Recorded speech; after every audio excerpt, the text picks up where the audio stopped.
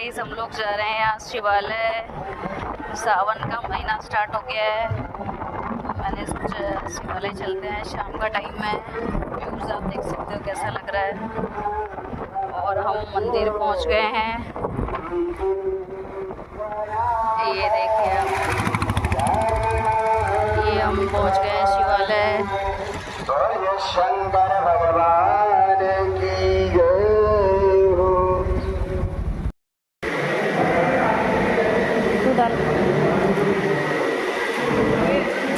ऐसे नहीं डाल के ला लो।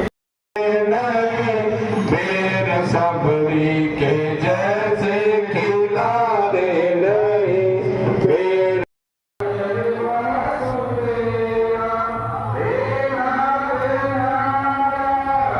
ये आप देखिए कितनी सुंदर मूर्ति शिव जी की।